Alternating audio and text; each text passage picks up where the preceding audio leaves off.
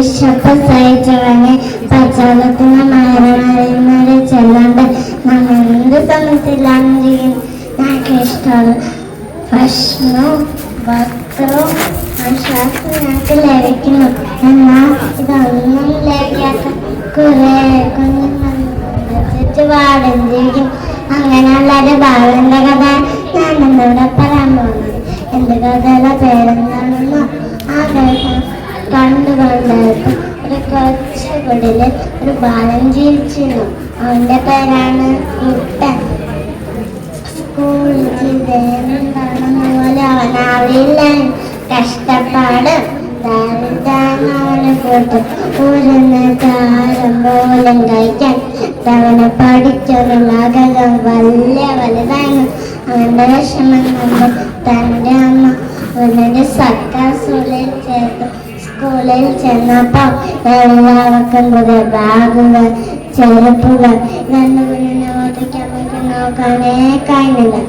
അന്ന് അവിടെ വെച്ച് കുട്ടബാബുവിന് സുഹൃത്തിനെ ലഭിച്ചു. അവൻ വലിയ ധനികനാണ്. ഒരു ദിവസം കുട്ടബാബുവിൻ്റെ ഒരു ചോദ്യം ചോദിച്ചു, നിന്റെ വീട് ഓലയാണോ ഓടാണോ? അപ്പൊ ബാബു പറഞ്ഞു, മാറിപ്പുറമുള്ള വീട്. അതെന്താ മാറിപ്പുറമുള്ള വീട്? കുട്ട അങ്ങനത്തെ വീടൊന്നും കണ്ടിട്ടില്ല. നിന്നെ ഞാൻ ഒരു ദിവസം എൻ്റെ വീട്ടിലേക്ക് കൊണ്ടുപോകും.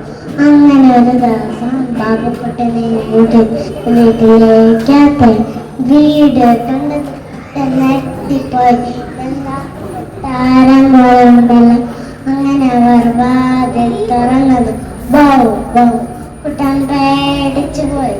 കുട്ടൻ നോക്കിയപ്പോൾ അങ്ങനത്തെ മറ്റൊരു വീട്. അതിൽ വലിയൊരു പട്ടിക്കുട്ടിയുടെ മുന്നേ എന്താണെന്നോ വലിയൊരു പാത്രം നിറയെ ഭക്ഷണം. എൻ്റെ കുട്ടൻ്റെ വലുതല്ല. ഒരു ദിവസം സ്കൂളിൽ ടീച്ചർ എല്ലാവരായ ഒരു ചോദ്യം ചോദിച്ചു, നിങ്ങൾക്ക് ഭാവിയിൽ ആരാകണം?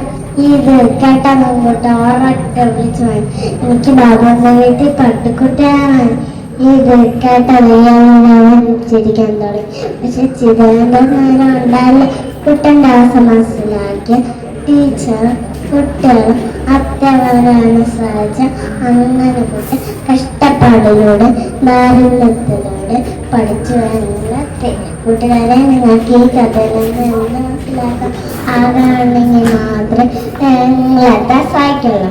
കുട്ടൻ്റെ ജീവിതം ഞാൻ കണ്ടെത്താട്ടെ.